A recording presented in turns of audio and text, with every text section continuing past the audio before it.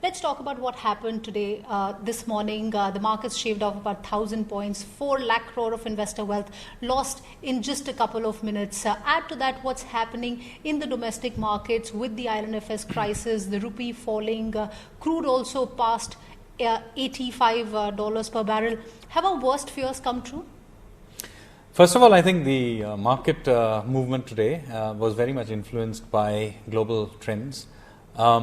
That is how the financial markets globally behaved, and I would argue I don't think our markets were particularly worse than many of the others in the rest of the world. So I think this was largely led by global movements, and as a policymaker, I'm not in the business of trying to predict level of financial markets. All I can say is that in the environment we find ourselves, the Indian economy is in very good nick. The IMF has just reiterated that our economy is growing at almost 7.5%, just a little bit shorter than 7.5%, both in this year and next year. And remember, this is in the context of the IMF cutting back both world GDP growth forecasts as well as those for the US and China. So we not only have high levels and steady levels of growth, we are also well set as the world's fastest growing major economy. Moreover, this growth that we are seeing is not happening at the cost of macro stability.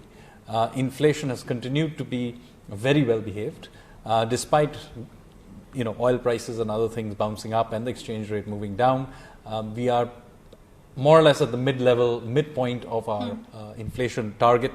So I think the way our economy is currently set, despite financial market instability, despite all the issues externally about trade wars, there are issues obviously about oil prices, which concerns us. Right. We are a big oil importer.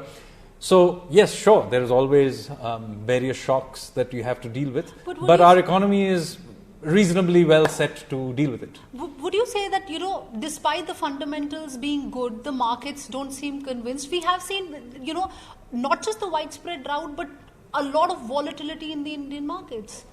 Sure, we have seen a lot of volatility. As I said, the global environment is uncertain.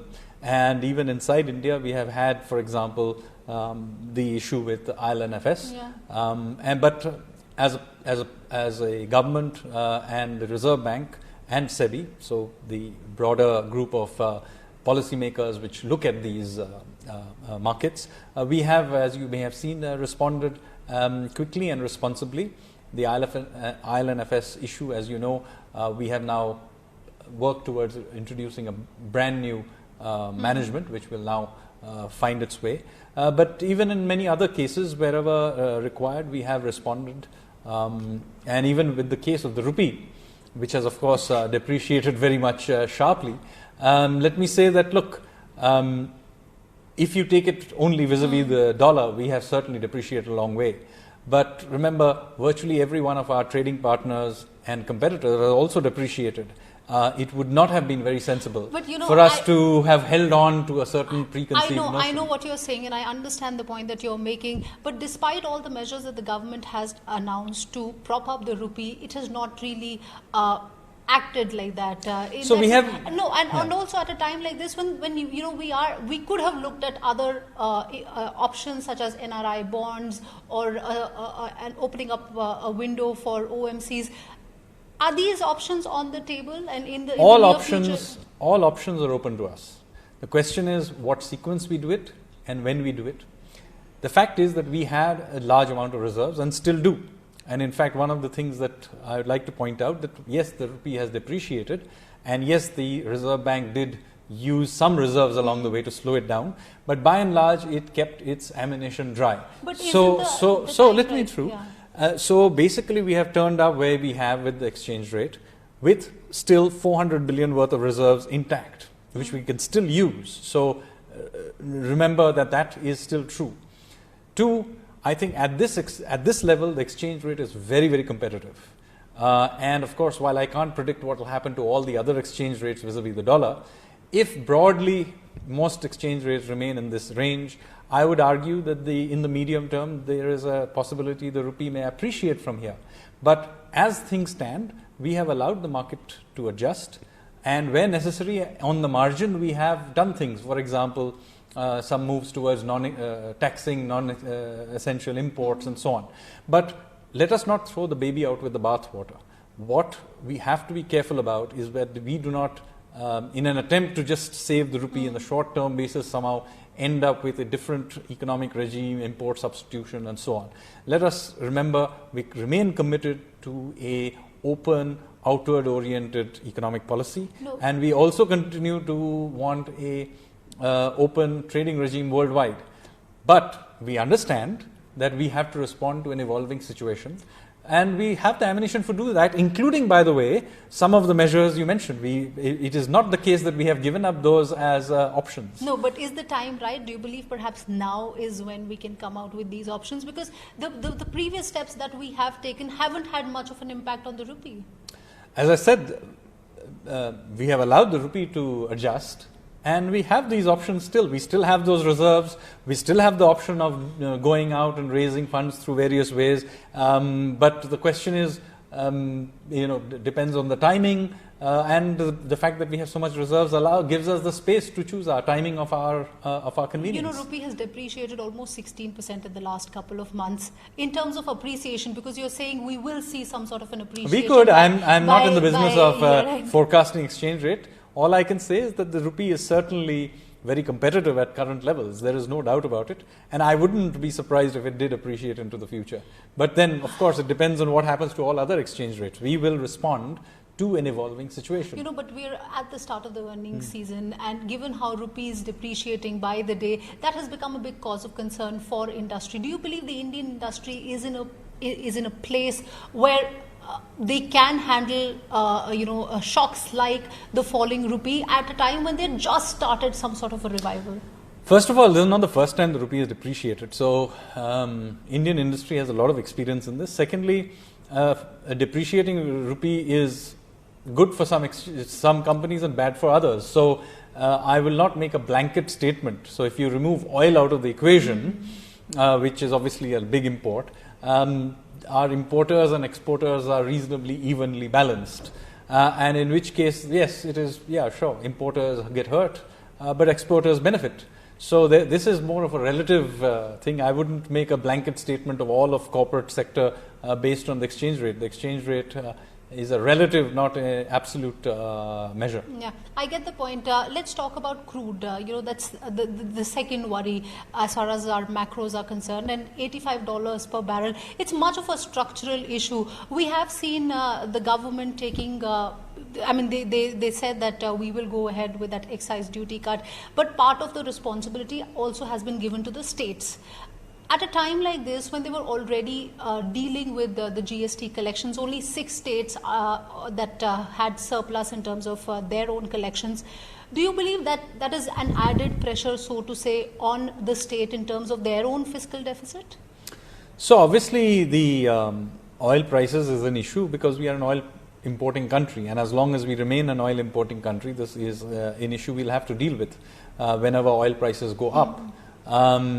I wouldn't call it a structural issue because, oil prices are volatile. They could very well be far below. In fact, they were very far below not so long ago. And before that, they were even higher than where we are now. So this is a volatile commodity price.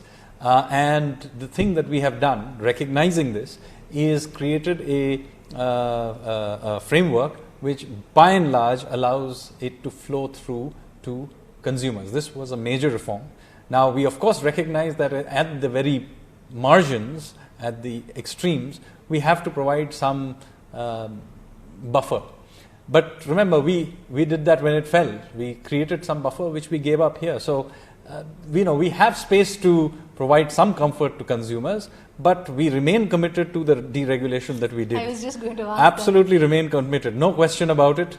And so, while of course, 85 to the dollar is very, very high.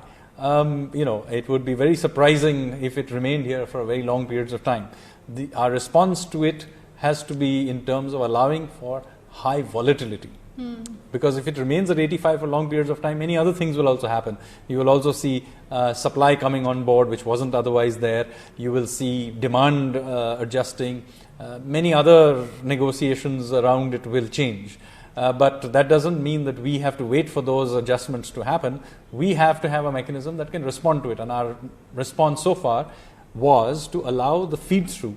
Now, obviously, at some point, oil we had to. Companies shaved off a lot of market capitalization just because of that announcement that the government made that the OMCs will have to absorb 1 rupee burden. So, of course, people, when this decision was taken, trade-off was made. And the trade-off, as I think the finance minister made it adequately clear, this is not a permanent change. This is this is just a response to a awkward situation. But OMCs have again started rising the prices. So was it like no? So it's OMCs depends on response to what. The current flow through is because the oil prices went up in the last few weeks. So that is flowing through to it now.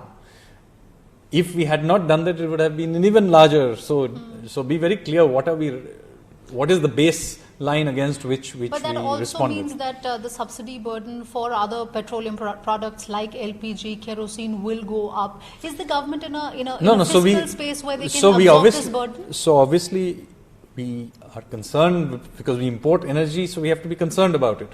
But as you have seen, one of the reforms we remain committed to is to allow market adjustment. Now, as I said, at the margin, we may take some of the edge out by, for example, reducing taxes. But even there, for example, you mentioned the states.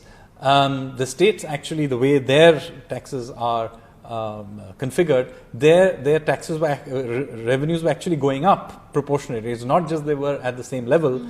Their taxes are set up such that it rises along with the price of oil.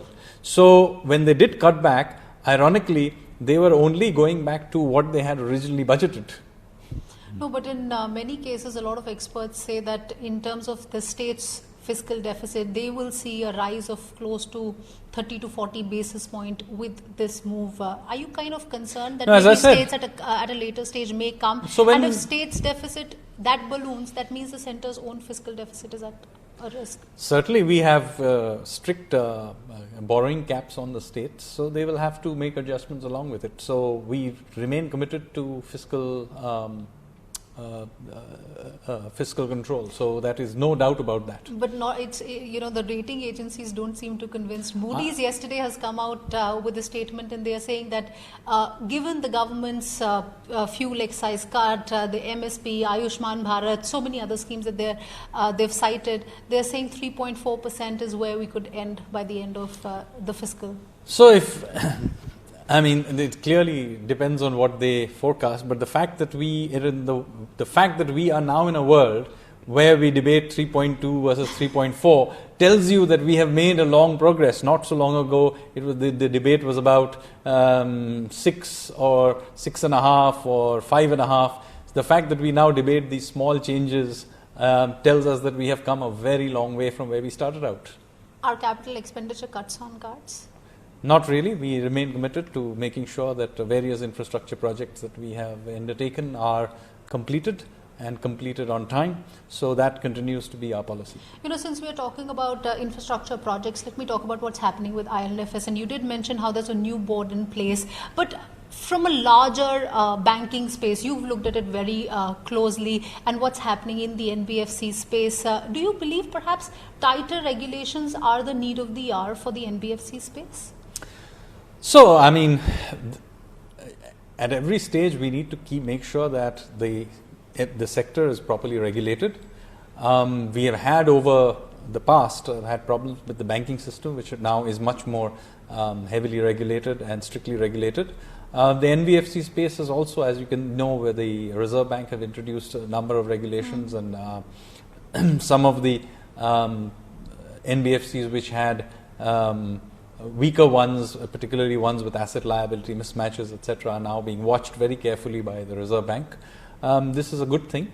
So I think in the long run, a cleaner financial system, not just banking, but the wider ecosystem, is a good thing.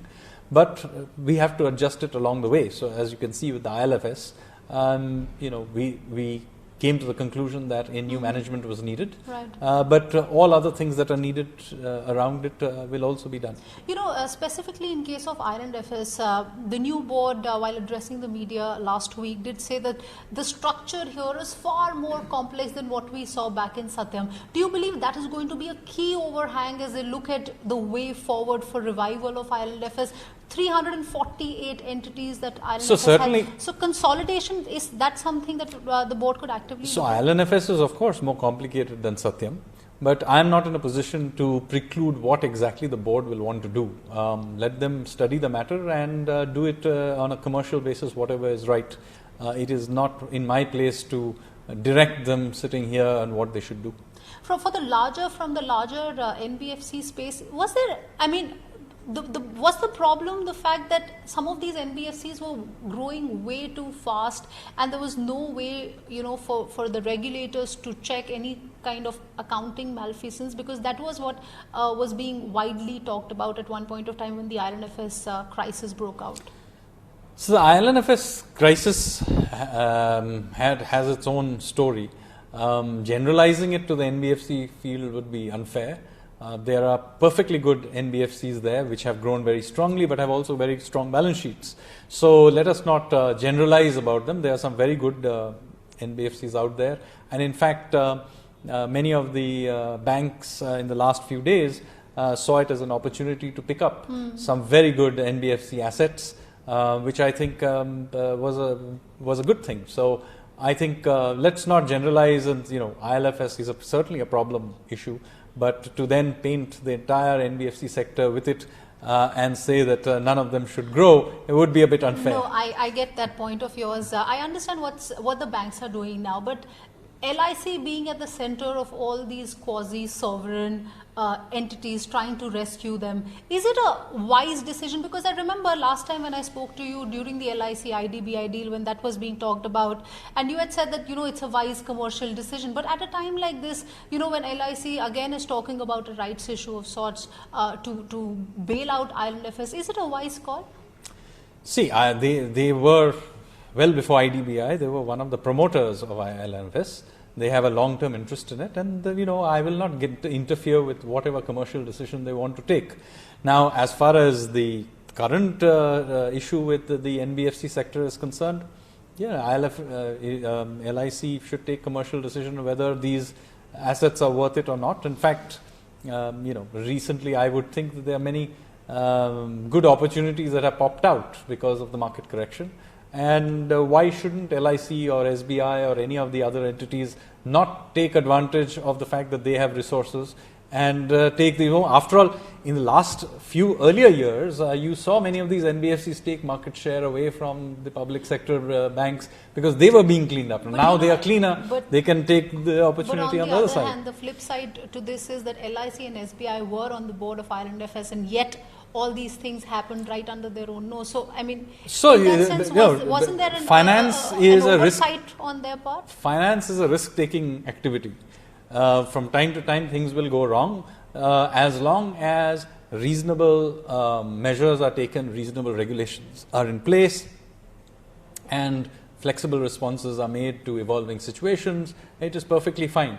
This idea that we will have a perfect foresight about the future and banking is all about simply making some ex ante calculations is totally wrong. The whole point of banking is risk taking, and sometimes these risks will go awry. That's the whole point of it. All right, on that note, many thanks for taking your time out and speaking to us. Thank you.